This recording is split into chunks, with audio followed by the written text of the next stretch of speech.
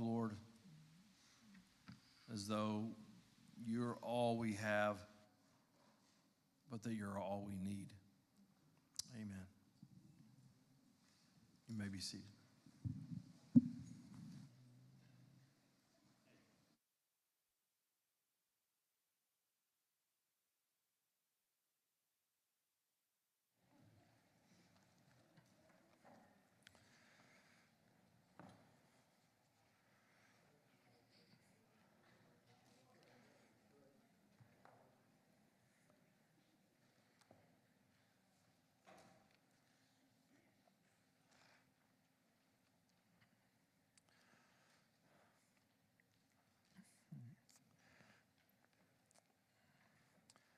So the Bible gives us lots of examples on what it looks like when we decide that we don't really need God. We don't really need to depend upon Him, that we can do it ourselves. We can fix it ourselves.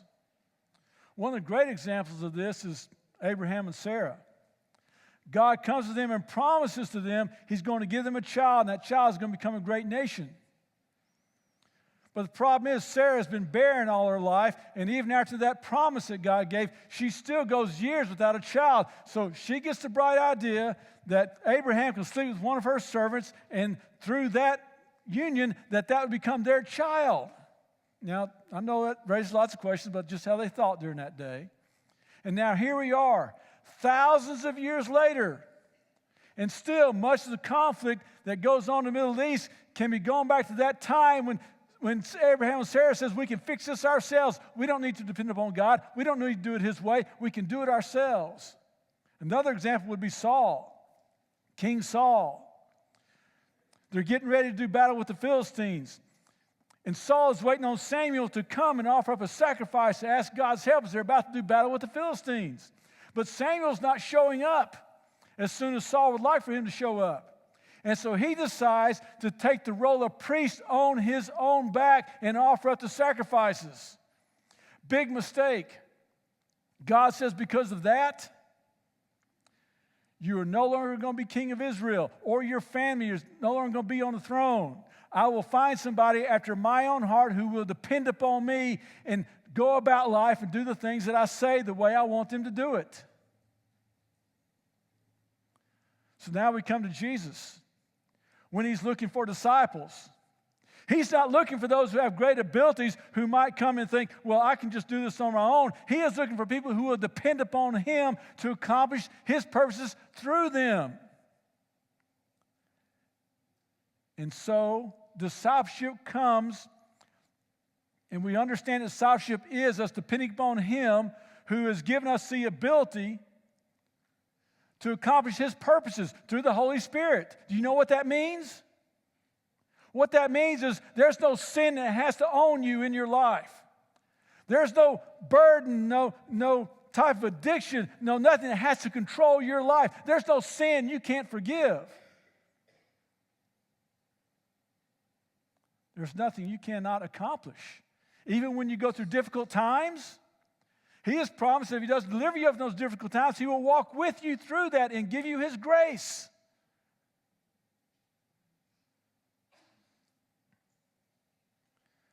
So when we look at Jesus, we don't go, oh,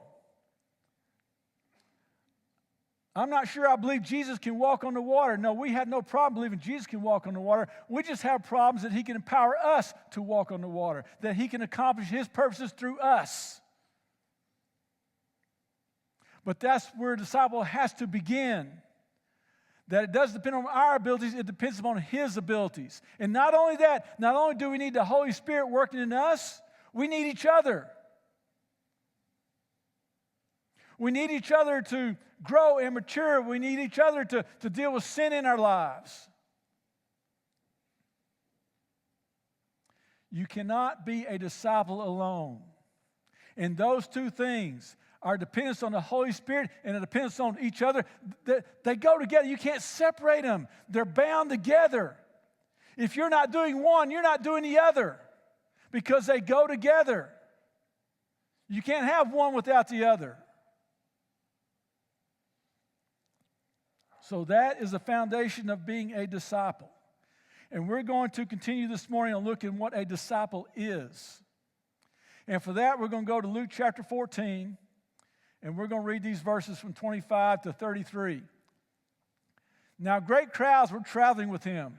So he turned and said to them, if anyone comes to me and does not hate his own father and mother, wife and children, brothers and sisters, and yes, even his own life, he cannot be my disciple. Whoever does not bear his own cross and come after me cannot be my disciple.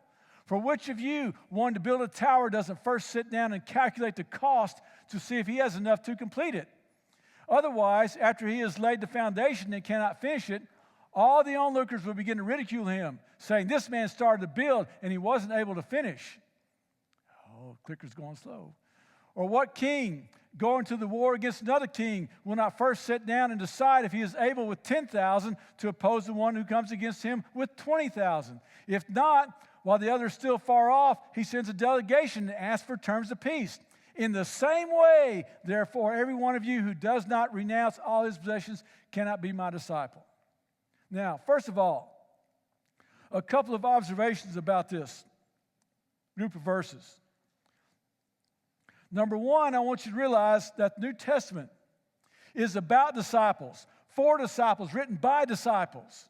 Now, I know through the history of the Christian movement, we have taken the word Christian. But the New Testament word is not Christian, it's disciple. Christian is used 3 times in the New Testament. Disciple is used 269 times. That does not count all the times where Jesus says, follow me, which means be my disciple. So we have taken the name Christian over the years. But what a difference. The New Testament doesn't know anything about the word Christian the way we use it to define somebody who has just a church membership. But we're called disciples, those who are obsessed with, those who have centered their entire lives around Christ, those who live everything for his glory, who just want to have his life living in them. And it's one of the greatest handicaps of the church, that there are so many fans but so few followers. We make heroes out of people who have left everything to follow Christ. But Jesus never intended those type of people to be a rare exception in the church. He meant the church to be filled with people like that. Second observation. When Jesus makes this call that we just read to be disciples, it's not people that have been following him for a couple of years and they want to go deeper. Many of these people, it's their initiation into just hearing Jesus, becoming familiar with him.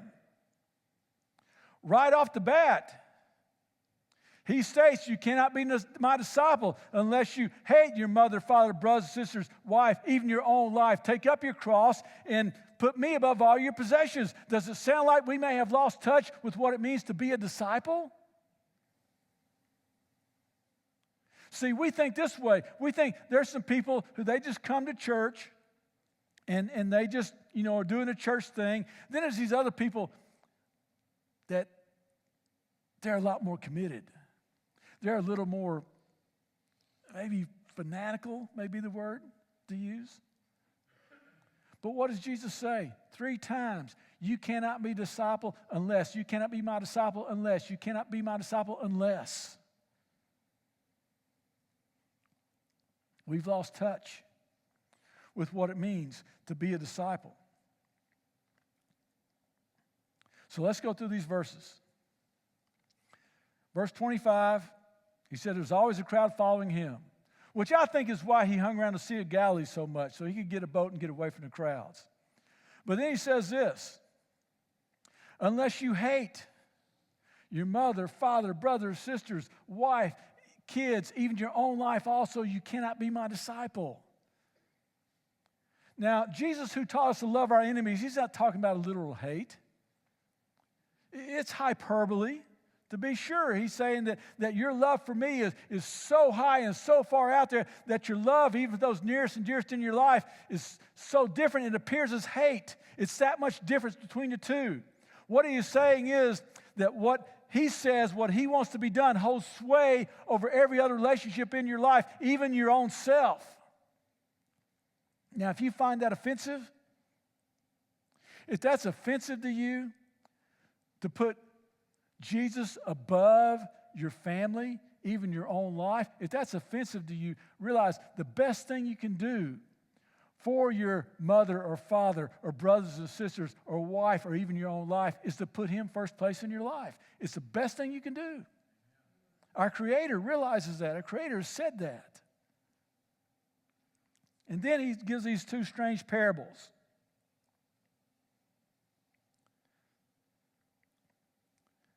And what he says is, before you get into this, count the cost. Don't be so hasty in your decision to be a Christian. You need to stop and count the cost before you make that decision. Sounds just a little bit different than what we do today, which is believe that Jesus Christ died on sins for your cross and say this prayer and welcome you're in. He says, look, you need to give this some thought because this requires a commitment, and that needs to be considered.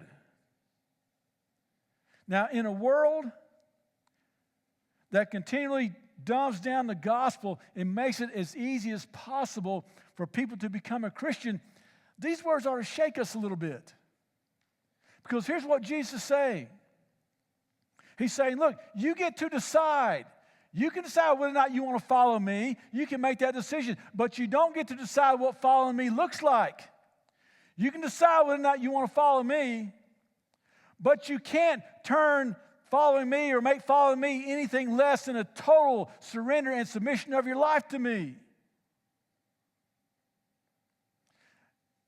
Jesus was always giving this invitation to be his disciple, to follow him. And guess what? A lot of people, they didn't take him up on it.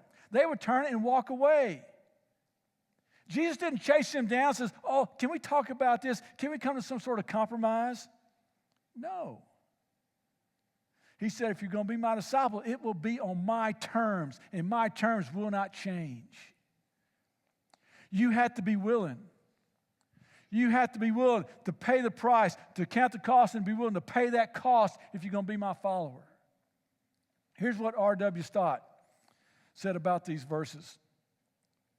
He says, the Christian landscape is strewn with the wreckage of derelict, half-built towers, the ruins of those who began to build and were unable to finish. For thousands of people still ignore Christ's warning and undertake to follow him without first pausing to reflect on the cost of doing so. The result is the great scandal of Christendom today, so-called nominal Christianity. In countries to which Christian civilization has spread, large numbers of people have covered themselves with a decent but thin veneer of Christianity. They have allowed themselves to become somewhat involved, enough to be respectable, but not enough to be uncomfortable. Their religion is a great soft cushion. It protects them from the hard unpleasantness of life while changing its place and shape to suit their convenience. No wonder the cynics speak of hypocrites in the church and dismiss religion as escapism. Jesus never told these parables so that we would say the cost is too great. He's saying count the cost, but come at all cost. And it's going to involve building and battling. You're going to be like a worker building a tower. You're going to be like a warrior preparing for battle. There's going to be building and battling. And if you, in this decision to follow Christ, if you don't decide to put him above all your relationships, yourself, and even all your stuff, you're not going to be doing any building and battling. You're going to be wind up compromising with the enemy. How can we work this out? How can we work it? I can have this name of Christian, but really not have to be that committed, and you'll be living a life of compromise. We're called to do building and battling.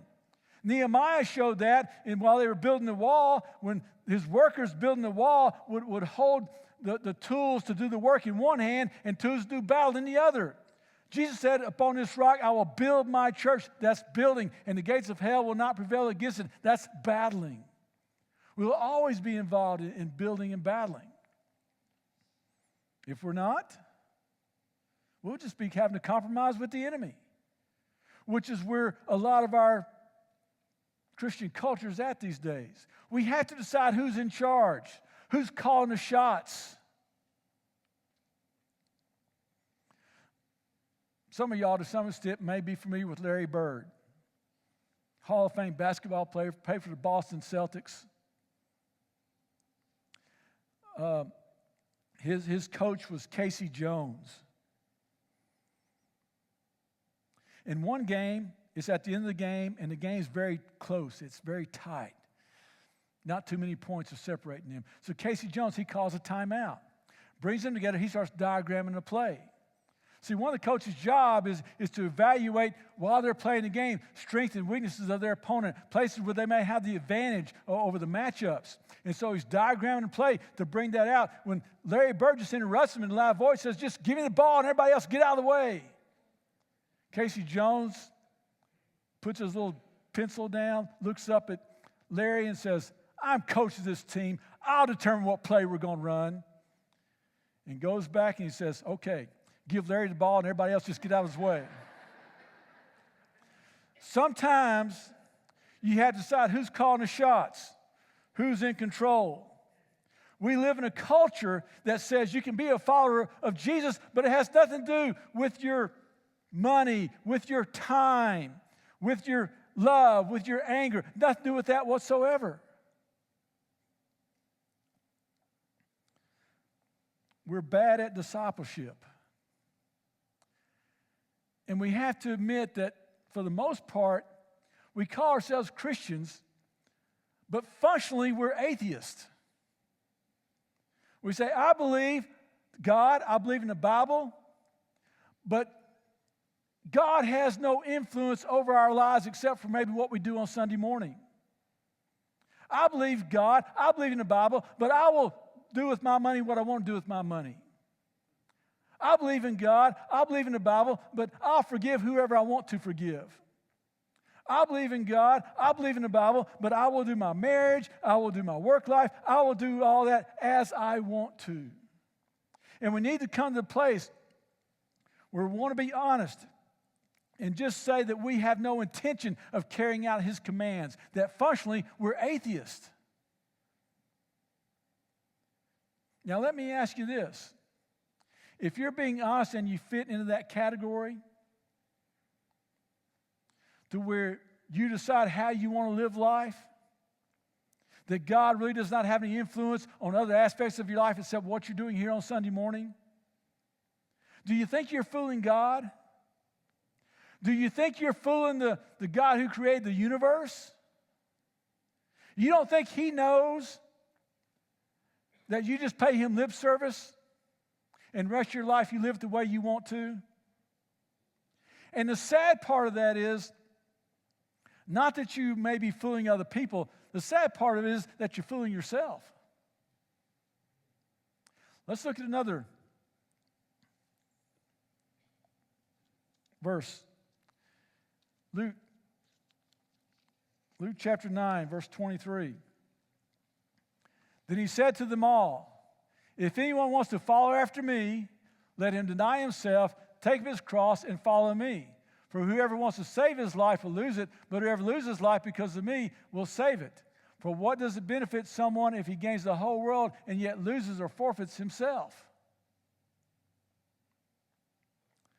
A life that matters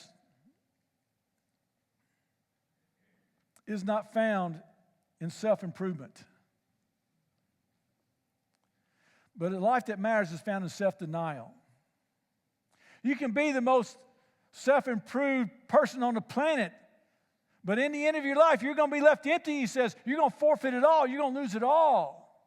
But you cannot commit to being a Christ follower and lose it all. Jesus says that's the way to have abundant life, to have real life. Left to ourselves, we will make life about ourselves and we'll end up in a total loss. So what if you get to be 70 years old, everything's paid for, everything's insured, and you can still wear the same jeans you wore in college? You're the envy of everybody. Is that worth it?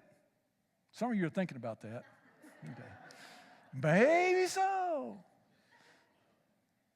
To be able to have everything paid off and still have the physique I had in college, maybe that would be worth it. Is it going to be worth it in the next life?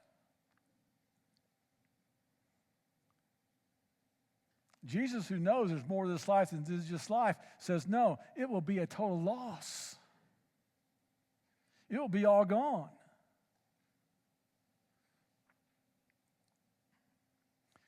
He says to take up your cross daily. Let's look at that phrase just for a minute. To take, that means it's something you decide. It's not something that's forced upon you. You get a choice. In Romans 12, it says, offer yourselves as a living sacrifice. Offer yourselves. It's something that you have a choice to do. Nobody's forcing it upon you. And we're to take what? A cross. Now, it's different in our culture today. For us, a cross is part of the jewelry we wear, earrings, necklaces, a tattoo we have. It's on our shirts, our clothes. We got pictures of it or a cross on our walls and our buildings and all that. But in Jesus' day, it was just a symbol of suffering and death. That was it. And today, companies will spend millions of dollars trying to develop a logo that will attract people to what they're producing. But Jesus, he uses a cross. And by the way, that really didn't become a symbol of Christianity till everybody who had seen a crucifixion had died and gone. It was just something that represented your life is over. It's gone. There's nothing left of it. See, what Jesus is saying in life and following me, there's going to be some suffering. There's going to be sacrifice involved. It's going to hurt. There's going to be times when it's going to be difficult. He tells Paul, I need to show him, talking about Paul, what great things he must suffer for my name. We don't want that. We don't want anything that's going to make us inconvenienced or uncomfortable. So our idea is yes, I really like Jesus, but I don't want to have to serve poor people. I really like Jesus, but I don't want to have to live and love my spouse like that. Not them, somebody else, but not them. I like Jesus, but I want to forgive, and I want to be humble, and I want to do those things when I choose to do those things. When it's not inconvenient or too uncomfortable for me to do that. But the word that really challenges us is this word, to take up your cross daily. Because that's really what it means to be a disciple, is it not? I can tell Lisa, I'm going to be committed to you except on Thursdays. Well, am I really committed to her? Or if a couple's coming to do marriage counseling and we're talking about their vows, and they're talking about their vows, the bride-to-be says, rich or poor, can we just take that out of there? And the guy says, oh yeah, forsaking all others, let's take that out. Then she says, yeah, and let's get rid of that better for worse, because you never know what's going to happen. That's what we've done. We've taken the call to be a disciple, and we changed it to suit us. So it's not too uncomfortable. It's not too inconvenient. We want to make a few changes. But there is no such thing as salvation without surrender. So in America, we have had this collision between capitalism and Christianity. And what we created is churches full of customers. Let's do things our way. Worship is for us. So let's make sure worship pleases us. Y'all may not remember this, but it's been a few years back. But Smiley's wife, Joel Osteen's wife, she goes on this rant. It's on one of her televised services. She goes on this rant about how worship is for us. It's for us. And I knew of some great other Christian leaders that, while a lot of people were very down on Joel Osteen, they really weren't. They were saying, look, the guy, he does okay. After that, though, they lambasted her. Worship for us? No, worship is for God. It's for Him. It's for His glory. It's not for us. But then I begin to think, in reality, is that kind of how we do things in our culture?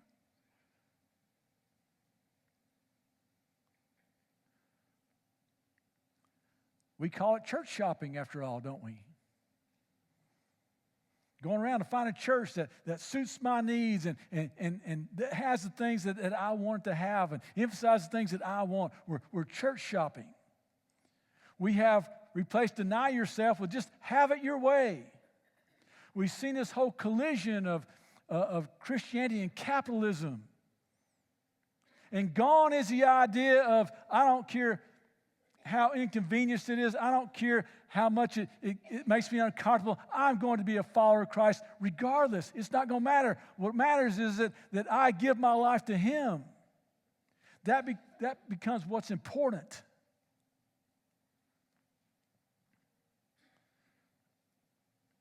We've created churches full of fans instead of followers. So 2 things. We began with looking at 2 things. I want to close with 2 things. Number 1, a lot of people, a lot of church people have the idea that, yes, I'm a Christian, I'm a follower of Christ, but I don't want to be like those people. I'm just not too fanatical about it. I'm just not too radical. I don't want to be one of those fanatical, radical type of people. That's the idea that a lot of people have. Let me read you what Robert Capon said. He said this, or Capone, excuse me. He says, the most critical issue facing Christians today is not abortion, pornography, the disintegration of the family, moral absolutes, MTV, drugs, racism, sexuality, or school prayer. The critical issue today is dullness. We've lost our astonishment. The good news is no longer good news. It is okay news. Christianity is no longer life-changing, it's life-enhancing. Jesus doesn't change people into wild-eyed radicals anymore. He changed them into nice people. Are you telling me that Jesus went to the cross, died for our sins, and rose again so that we could just cuss a little bit less? No, He came to make us radical people, to do a radical change in our lives. To not give us a little bit of maybe joy and happiness, but to fill our lives with Him with joy, a joy beyond our belief. To be able to get up in the morning and spend time with Him, to walk with Him in His presence, to be able to know you can forgive any sin, to be able to know that no matter if comes your way, that He will walk with you through it if He doesn't deliver you from it, to know what your future is in heaven with Him. Should not that fill us with a little bit of sense of fanatic and being a radical type of mindset toward Him, that we become obsessed with Him? But no, it doesn't go that way.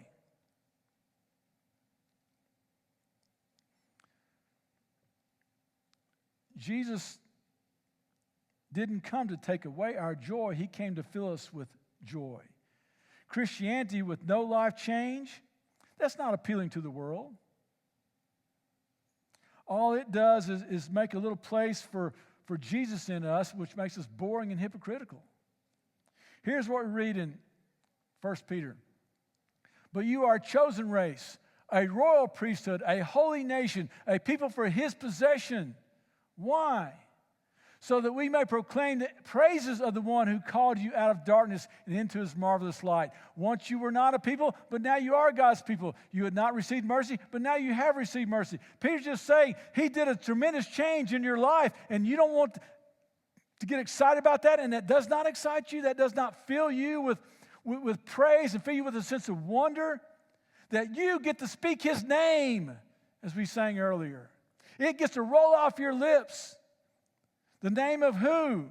The God who deserves all glory, all worship, all praise, who says something and it's done, who speaks the word and the worlds are created. You get to be with Him. The second thing, in Celebrate Recovery, they have this saying that if you're not working on your your recovery, you're working on your relapse. We can sort of say the same thing. If you're not working on your self-denial, you're working on your self-improvement, making life all about you. If you're not working on your sacrifice or surrender, you're working on your compromise. So which are you working on? Jesus tells these two parables, and these two parables take up about 3 verses in Matthew chapter 13, where he talks about a pearl of great price and a treasure in the field. And one of those, a guy is looking for it. He's going around the world searching for it. The other one, he just sort of stumbles upon it. But both of them, when they find that pearl of great price, when they find that treasure in the field, it fills them with such joy that they do what? They go and sell everything they own. They give it all for that. That is how a disciple feels about his commitment to Christ. That is someone who understands what it is to be a disciple. He's left everything.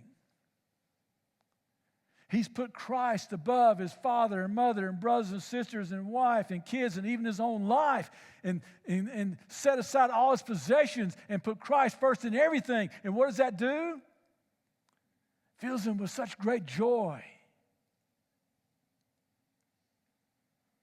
He becomes one of those fanatical, radical Christians who can't stop talking about what he has, can't stop talking about how God has walked with him, can't stop talking about what God is doing in him, can't stop talking about when he depends upon God, what God works his purposes in his life and is changing him.